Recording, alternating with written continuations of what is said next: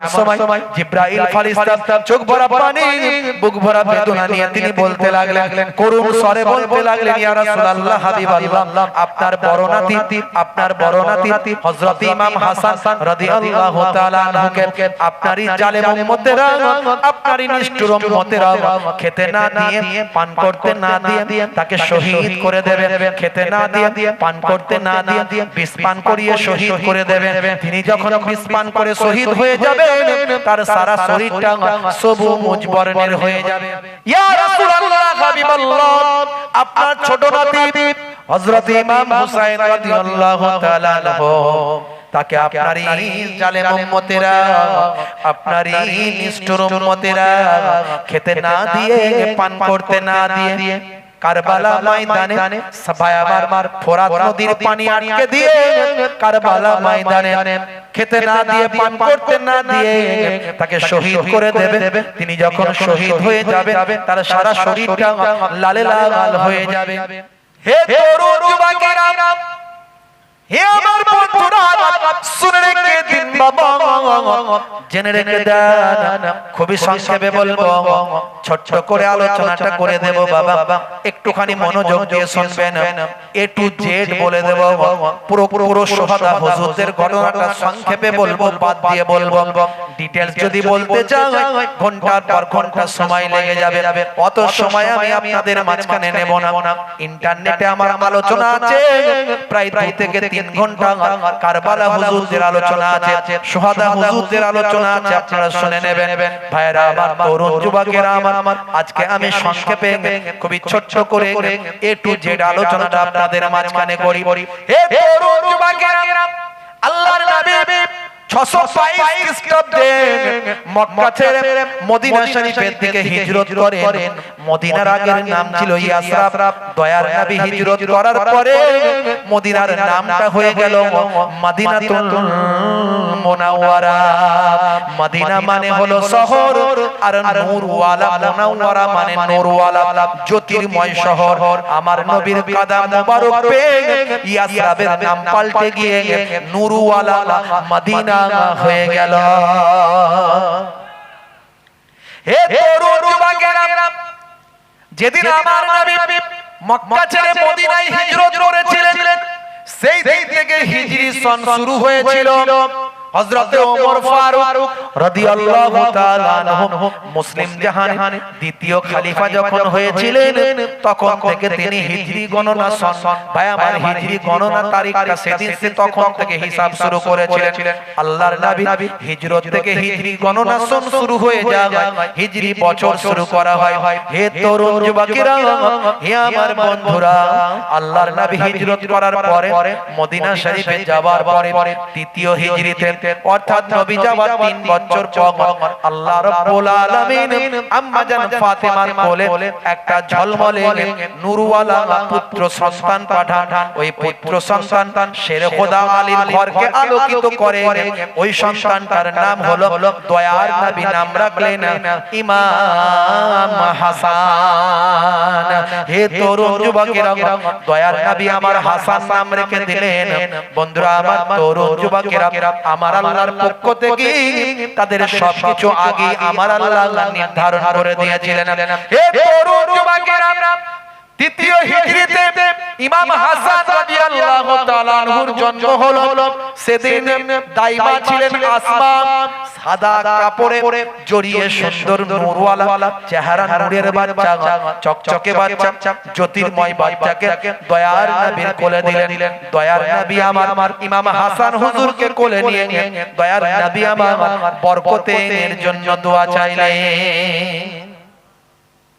বন্ধুরা আমার, তরুণ যুবকেরা আমার, চতুর্থ হিজরি এলো পরের বছর।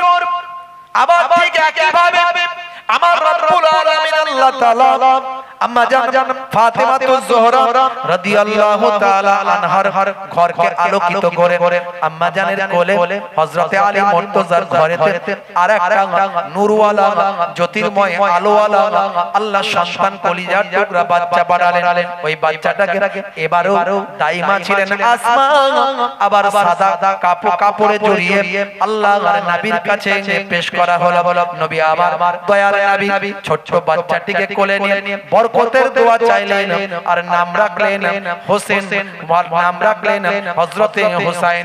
হে তরুণ যুবকেরা, আল্লাহর নবী ইমাম হুসাইন রাদিয়াল্লাহু তাআলা আনহুর নামটা নবী আমার রেখে দিলেন।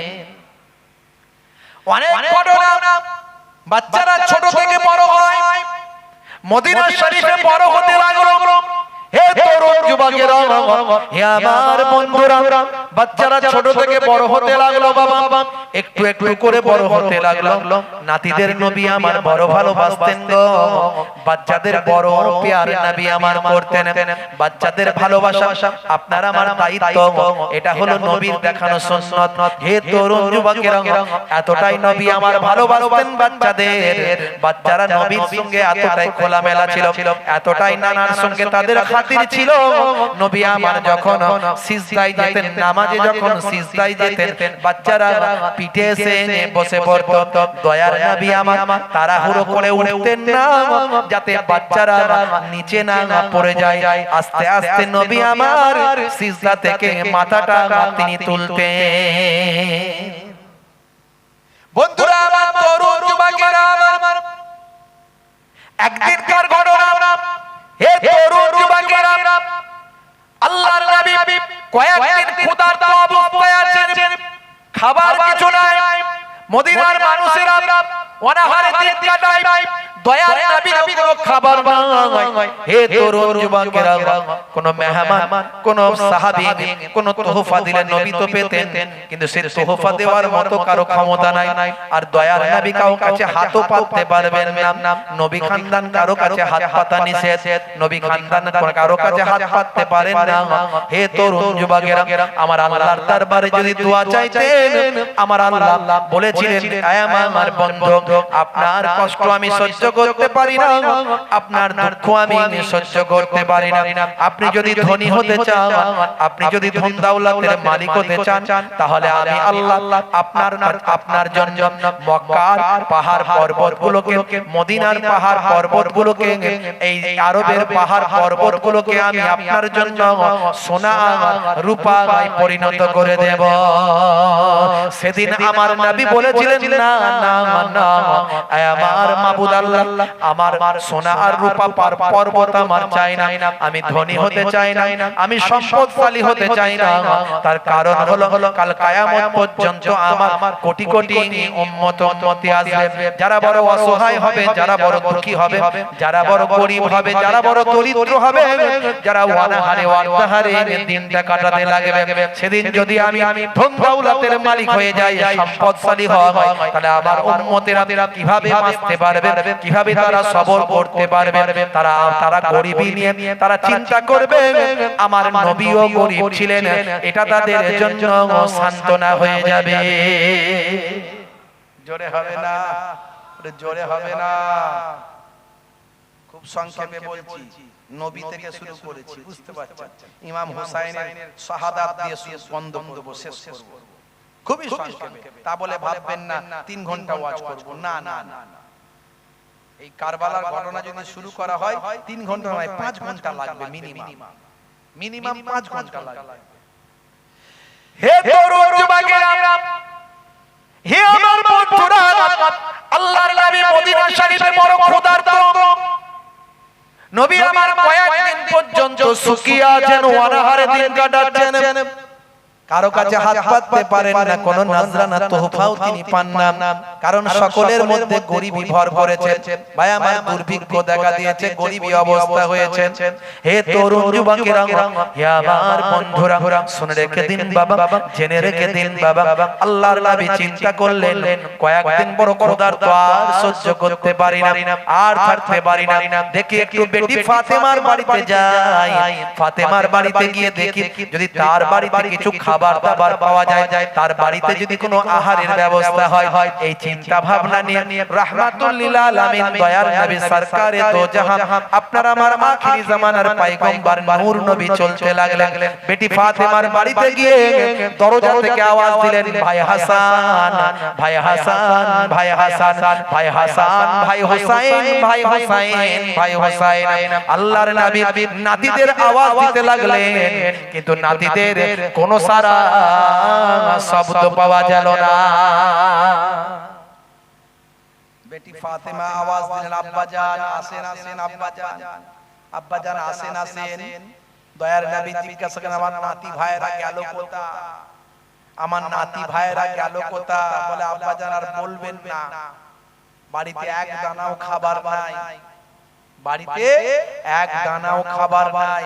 কয়েকদিন থেকে ছোট ছোট মাসুম বাচ্চা আপনার নাতিরা ক্ষুধার্ত, কদিন থেকে থামিয়ে থামিয়ে রেখেছি, আজকে নাতিরা একদম নাছোড়, আপনার মা খেতে দিতেই হবে, মা খেতে দিতেই হবে। শেষে নিরুপায় হয়ে দুজনকে দুটো মেরেছি। কাঁদতে কাঁদতে তারা পাহাড়ের দিকে চলে গেছে। আহারে নবী খানদানের কথা চিন্তা করুন, রাহমাতুল লিল আলামিনের বাড়ির কথা চিন্তা করুন। আল্লাহ হলেন রব্বুল আলামিন, আলহামদুলিল্লাহি রাব্বিল আলামিন।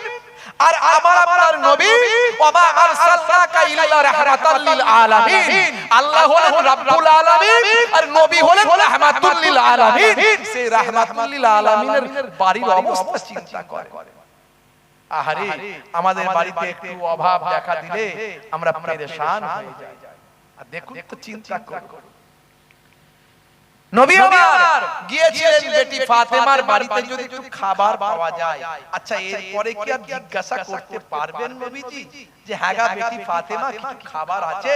কয়েকদিন আমি ভুকা আছি, ক্ষুধার্ত আছি, বড় ক্ষুধার কষ্ট হচ্ছে, একটু খাবার দেবে, আর কি বলতে পারবেন নবী? নবীজি আর বলতে পারবেন? এই ঘটনা শুনে আর বলতে পারলেন না। হে তরুণ যুবকেরা, হে আমার বন্ধুরা, শুনে রেখে দিন বাবা, জেনে রেখে দেন। হে মুসলমান, একটু লক্ষ্য করুন, দয়ার নবী আমার নাতিরা চলে গিয়েছে দুঃখ করে, কেঁদে কেঁদে কষ্টে অনাহারে অনাহারে কষ্ট পেয়ে মার খেয়ে মায়ের হাতে তারা পাহাড়ের তলদেশে, পাহাড়ের কিনারার দিকে চলে গেছে। নাতি ভাইরা চলে গিয়েছে। কেমন নাতা, কেমন নানা, কেমন পয়গম্বর, কেমন আখিরি জামানার নবী। আহা নবী আমার নিজেই খুঁজতে গেলেন আমার নাতি ভাইরা কোথায় চলে গিয়েছে। আপনি কত বড় সাহেব হয়েছেন, কত বড় নেতা হয়েছেন, কত বড় মন্ত্রী হয়েছেন, কত বড় হুজুর হয়েছেন, কত বড় ডাক্তার হয়েছেন, মাওলানা হয়েছেন, নবীর থেকে বড় সাহেব পৃথিবীর জমিনে আর কেউ হয়নি, আর হবে না। সেই রাহমাতুল লিল আলামিন নাতিদের খুঁজতে চললেন। হে তরুণ যুবকেরা, হে আমার বন্ধুরা, শুনে রেখে দিন বাবা, জেনে রেখে দেন। দয়ার নবী আমার পাহাড়ের কিনারার দিকে যাচ্ছেন। সাহাবীরা জিজ্ঞাসা করছেন, কি হয়েছে হুজুর, পাহাড়ের দিকে কেন যান? আল্লাহর নবী বলেন, আমার নাতিরা রাগ করে পাহাড়ের দিকে চলে গেছে, তাই তাদেরকে খোঁজার জন্য যাই। আল্লাহর নবী পাহাড়ের কিনারার দিকে গিয়ে দেখেন দুই ভাই গলা জড়িয়ে তারা পাহাড়ের কিনারায় শুয়ে আছে কেঁদে কেঁদে। আল্লাহর নবী গিয়ে হাজির হলেন, নাতিদের মাথায় হাত বোলাতে লাগলেন, চলো আমার কলিজার টুকরা হাসান, চলো আমার কলিজার টুকরা হোসেন, তোমাদের খাওয়ার ব্যবস্থা আমি করব, চলো বাড়িতে চলো। বলেন, না না যাব না, নানা জান যাব না, আম্মা কেন মেরেছে? খেতে দেয়নি, আবার মেরেছে। আহারে কি অভিমান, কি রকম পরিবেশ, চিন্তা করুন। আল্লাহর নবী ভুলিয়ে নিয়ে আসলেন, বুঝিয়ে নিয়ে আসলেন, চুমু খেলেন, আদর করলেন, গায়ে মাথায় হাত বুলালেন। হে তরুণ যুবকেরা, হে আমার মুরব্বিয়ানেরা, দয়ার নবী আমার নাতিদের এইভাবে ভালোবাসতে লাগলেন। বন্ধুরা আমার ছোট থেকে বড় হতে লাগলো, ছোট থেকে বড় হতে লাগলো নাতিরা। অনেক ঘটনা আছে বাবা, অনেক ঘটনা আছে। কি মহাব্বত, কি ভালোবাসা, কি সম্মান নবী আমার করেছেন।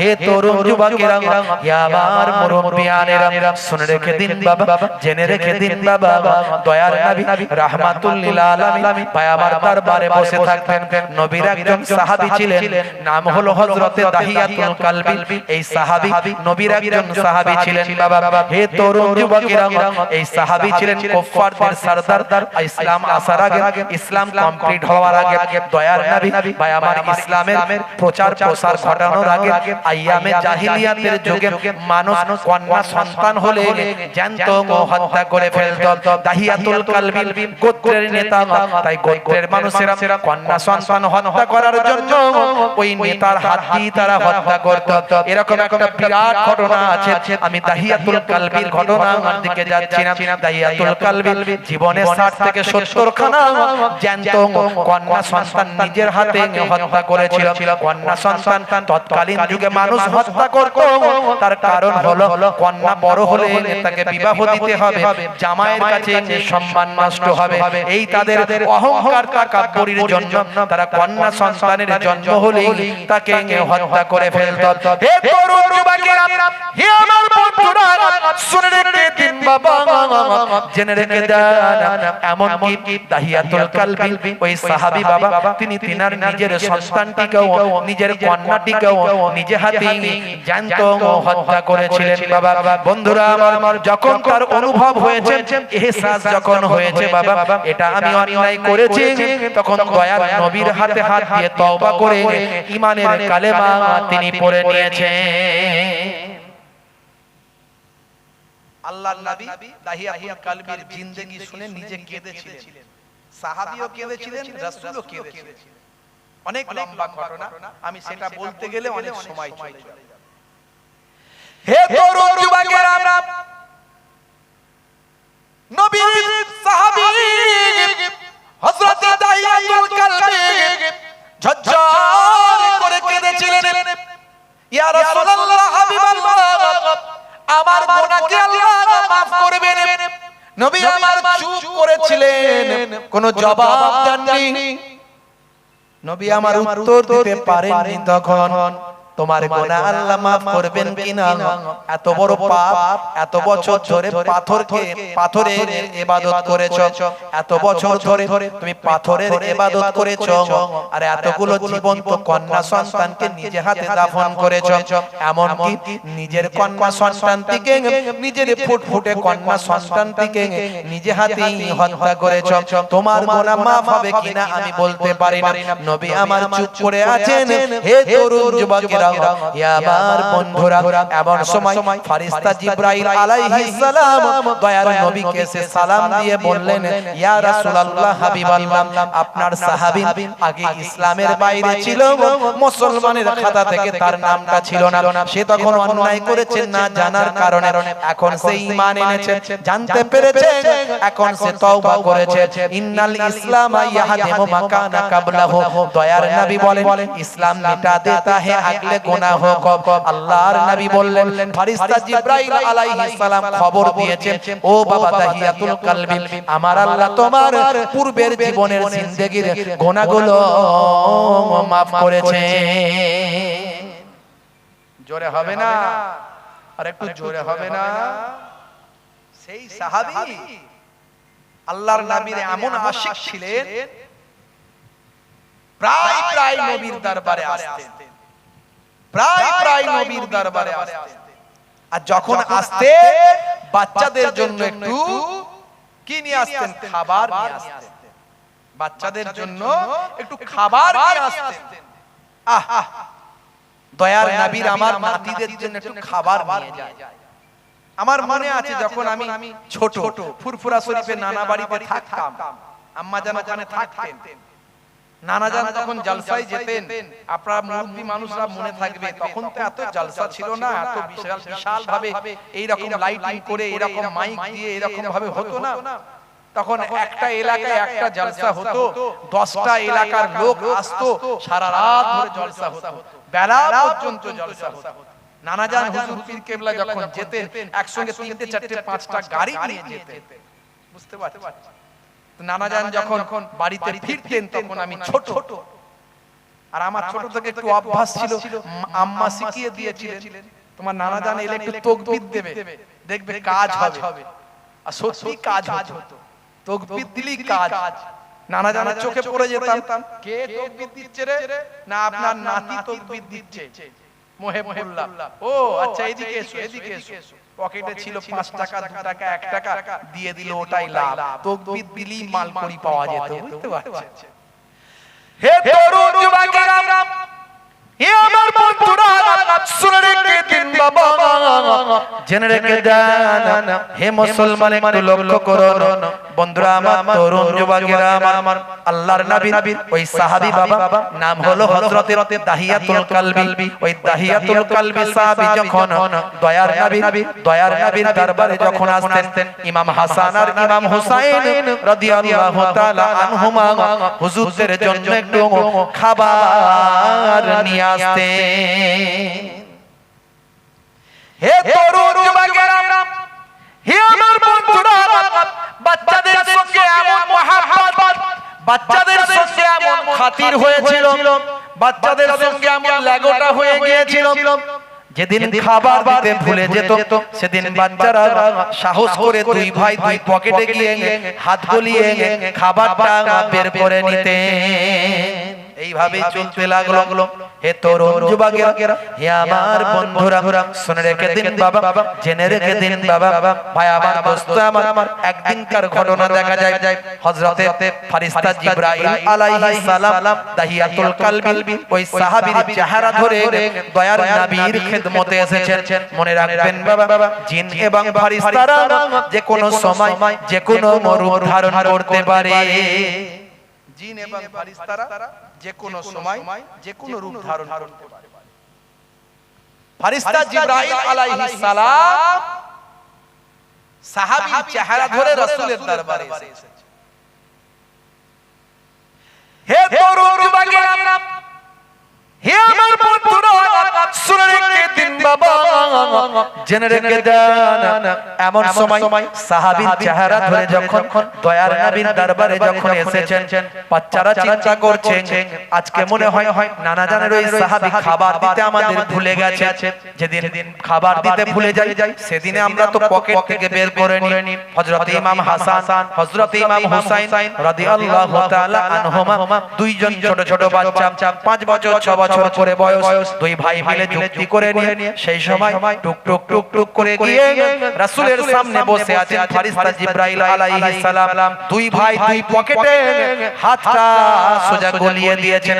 জিবরাইল ফেরেশতার পকেটে হাত গলিয়েছে। জিবরাইল ফেরেশতা অবাক হয়ে গিয়েছেন।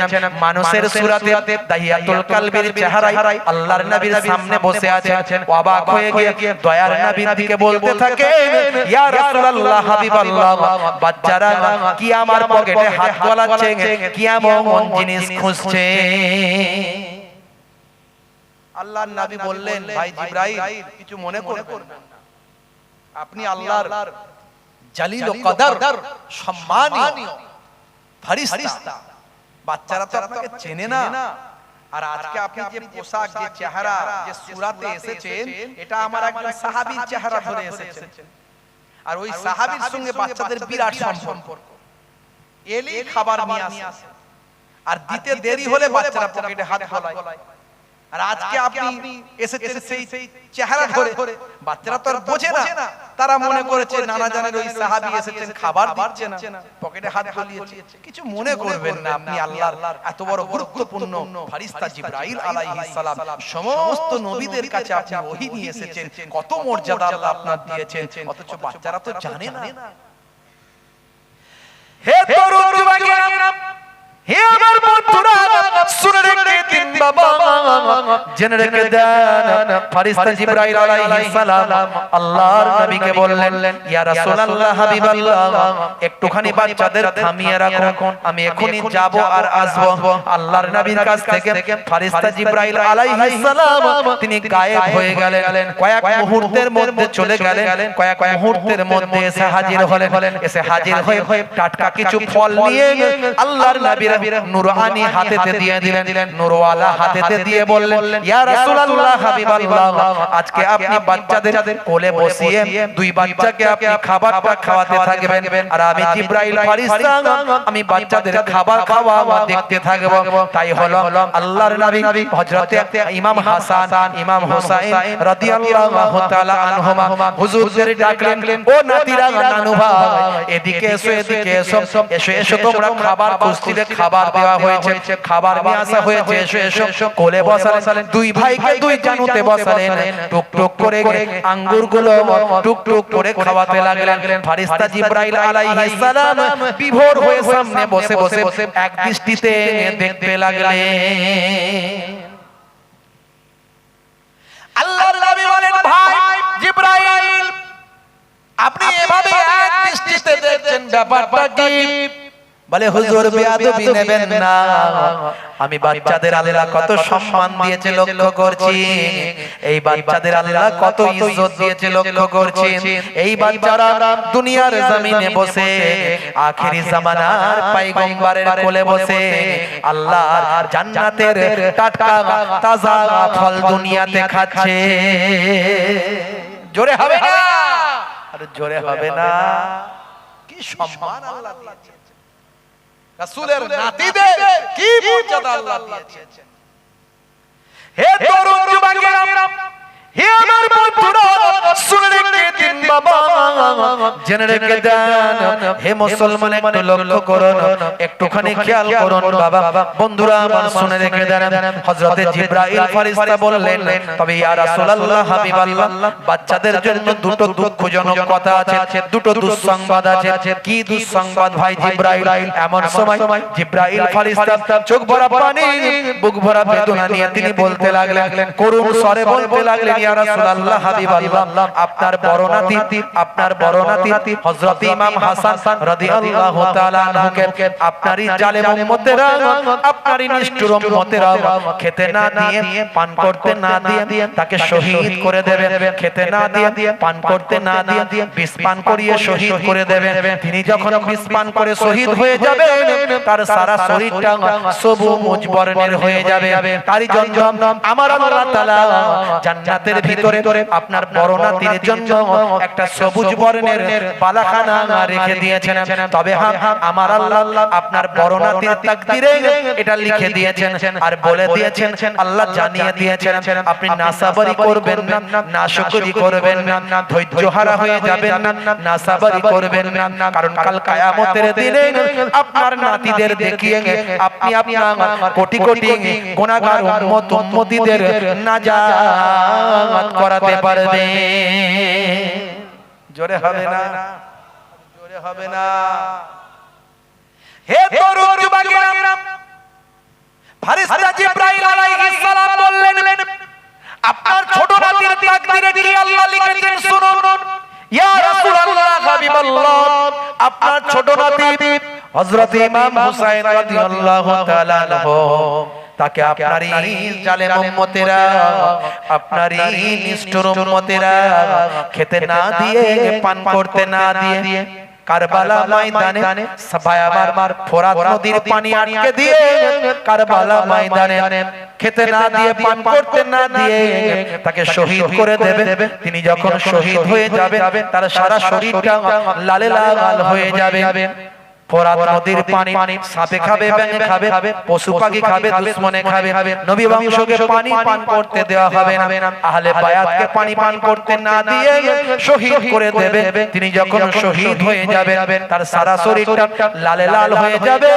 এরই বিনিময়ে আমার আল্লাহ তাআলা জান্নাতে একটা লাল বর্ণের, লোহিত বর্ণের বালাখানা রেখে দিয়েছেন।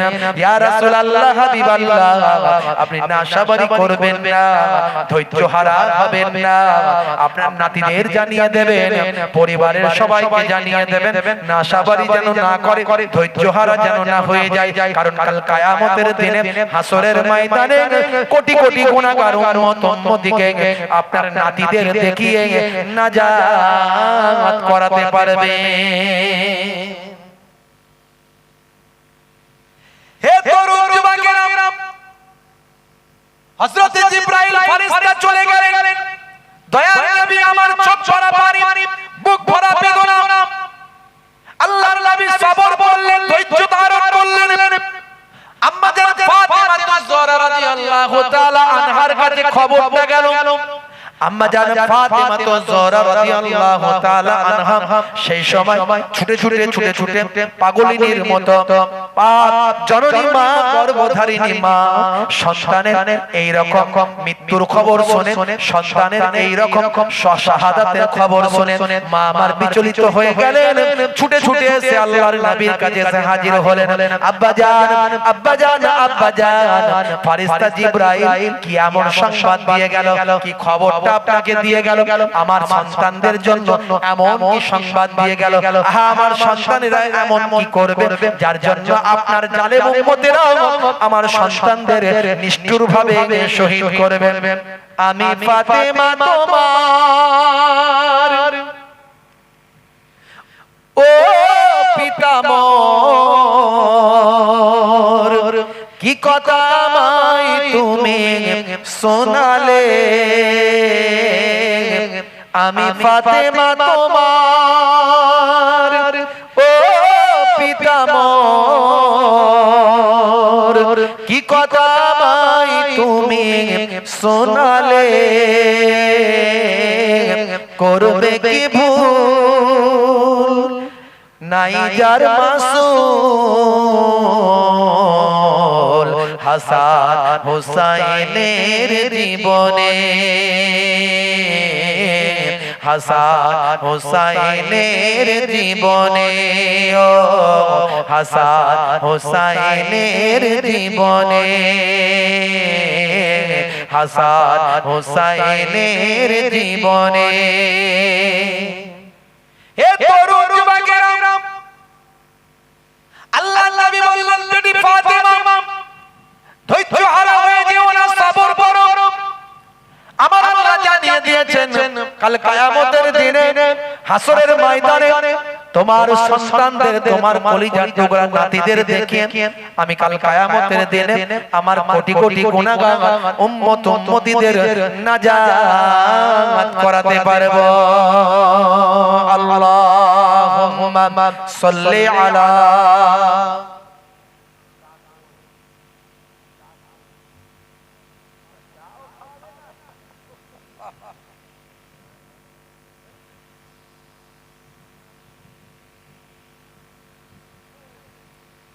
হে তরুণ যুবকেরা, খুবই সংক্ষেপ করে বলবো। কষ্ট হচ্ছে আপনাদের? হ্যাঁ হুদান কষ্ট হচ্ছে কি? কারবালার ওয়াজ একটু শুনবেন? বাদশাহ দিয়ে বলবো 5 ঘন্টার ওয়াজ 1 ঘন্টায় শেষ, কিন্তু এ টু জেড বলে দিচ্ছি। বন্ধুরা আমার, তরুণ যুবকেরা আমার, মুরব্বিয়ানেরা আমার, আম্মা জান ফাতিমা তুজ-জোহরা রাদিয়াল্লাহু তাআলা আনহা চোখের পানি মুছে ফেললেন, মনকে শক্ত করে ফেললেন, মনকে শক্ত পাথর করে ফেললেন, চোখের পানি মুছে ফেললেন, ধৈর্য ধারণ করলেন, বলতে শুরু করলেন, আব্বা জান সবর করে নিলাম, সবর করে নিলাম, কিন্তু একটা কথা আপনার কাছে জানার আছে। কি কথা মা জানতে চাও? কি কথা মা জানতে চাও?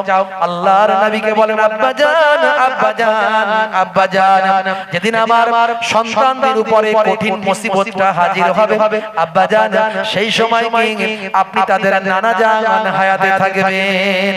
নানা বেটি ফাতেমা, ও বেটি ফাতেমা, আমার কলিজার টুকরা নাতিদের উপর এক কঠিন মুসিবত যখন চলবে, আমি তাদের নানা জান, আমি আখেরি জামানার পয়গম্বর দুনিয়ার জমিনে থাকব না। হে তরুণ যুবকেরা, আম্মা জান আবার জিজ্ঞাসা করলেন, আম্মা জান ফাতেমা আবার জিজ্ঞাসা করলেন, আচ্ছা বলেন তো ও আব্বা জান, বলেন তো দেখি সেই সময় কি আপনার জামাতা শেরে খোদা আলী মুর্তজা হায়াতে থাকবে? না না বেটি ফাতেমা, সেই সময় আমার জামাতা দুনিয়ার জমিনে থাকবে না। আচ্ছা আব্বা জান বলেন তো দেখি, আমি জননী মা, গর্ভধারিণী মা, আমি সন্তানদের কলিজার টুকরা মা, সেই সময় কি আমি ফাতেমা দুনিয়ার জমিনে থাকব? না না বেটি ফাতেমা, ফাতেমা তুমিও দুনিয়া আর জমিনে থাকবে না। আম্মা জান আবার ঠুকরে কেঁদে উঠলেন আর বলতে লাগলেন, আব্বা জান তাহলে আমার সন্তানদের জন্য কে একটু শোক মানাবে, কে একটু চোখের পানি ফেলবে, কে একটু তাদের জন্য কান্না করবে, কে একটু তাদের জন্য মোনাজাত করবে, কে একটু শোকেতে সেই সময় শোক জ্ঞাপন কে করবে। আল্লাহর নবী বললেন, ও বেটি ফাতেমা চিন্তা করো না, ভেবো না, কাল কিয়ামত পর্যন্ত আমার কোটি কোটি উম্মত উম্মতি দুনিয়া আর জমিনে থাকবে, আমার আশিক দুনিয়ার জমিনে থাকবে। কাল কিয়ামত পর্যন্ত তোমার সন্তানদের জন্য আমার কোটি কোটি উম্মত উম্মতিরা চোখের পানিতে বুকটা ভাসিয়ে দেবে।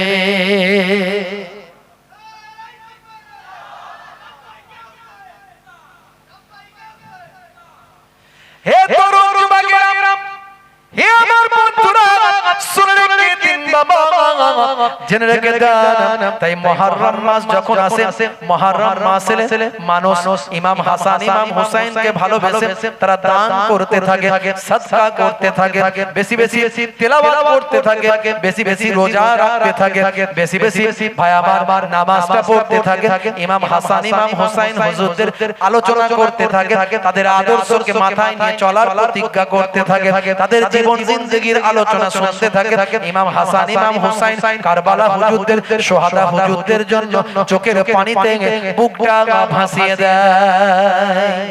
তবে ইসলামে বলা হয়েছে কেমন শোক হবে, শোকটা কেমন হবে। এক শ্রেণীর মানুষ তারা শোক জ্ঞাপন করে, কি শোক জ্ঞাপন করে দেখবেন রাস্তায় ভাই আমার হাতে গায়ে শিকল বেঁধে দৌড়াচ্ছে আর ইয়া হাসান ইয়া হুসেন করছে, দেখবেন লাঠি নিয়ে পিঠে দুমদাম করে পিটছে, রক্ত ঝরিয়ে ফেলছে, আছে না নাই?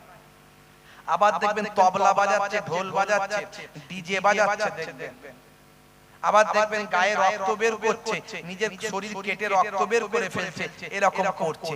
এটা ইসলামে শোক জ্ঞাপন করার পদ্ধতি নয়। তারা আবার হাদিস দেয়, কি হাদিস দেয়? বলে দয়ার নবী যখন ইন্তেকাল করেছেন তখন বাড়ির ভিতরে মায়েরা মেয়েরা বোনেরা তারা মাতম করেছে, তারা কেঁদেছে, তারা মুখে হাত চাপড়েছে, তারা কেঁদেছে। এমনকি মা আয়েশার কথাও বলে যে মা আয়েশাও নাকি তাদের মতো করে মুখে হাতে চাপড়ে আঘাত করে মাতম করেছে।